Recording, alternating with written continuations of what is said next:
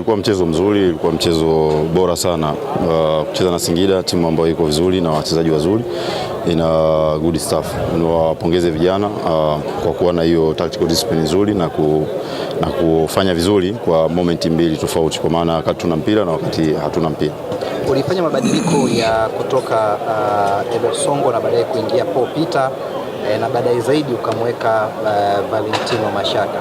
Ni kwa kiasi gani ya mabadiliko yaliathiri mchezo wako katika namna chanya iliyokuwezesha kupata matokeo? Second half tuliona Singida wana gaps nyingi kwenye nyuma ya migongo ya madefender, so tulikuwa tunahitaji mtu ambaye anaweza kuwa more runners na creativity, ndio maana tukamuingiza Paul Peter na kumuingiza Mashaka, kwa maana ya Paul Peter kutupa moment mbili, wakati tuna mpira afanye hizo creativity na wakati hatuna mpira afanye running behind kwa maana ya line ya defenders. Hicho ndicho ambacho tuliangalia. Mwalimu, licha ya kuwa mmepata matokeo, lakini tumeona kuna makosa mengi ya sasa, fouls ambazo zipo karibu na goli. Endapo wangezitumia vizuri zingekuwa ni athari kwenu. Unazungumza nini na wachezaji wa sasa kwenye matukio kama? I think football ni mistake. Football huwezi cheza 90 minutes hakuna makosa.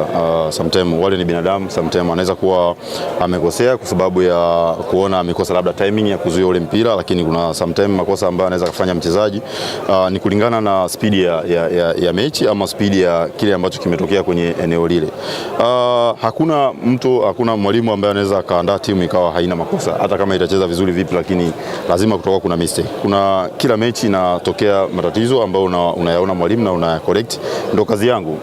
I think nita correct kuona jinsi gani ambavyo tunaweza tukawa hatuna makosa mengi kwenye eneo hili.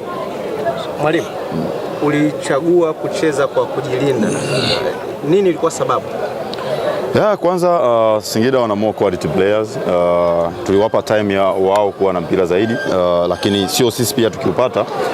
Tuna moment mbili. Moment ya kwanza ilikuwa ni counter attack as soon as possible, kwa maana ya walikuwa wanaacha gap kubwa sana hasa kwenye wide.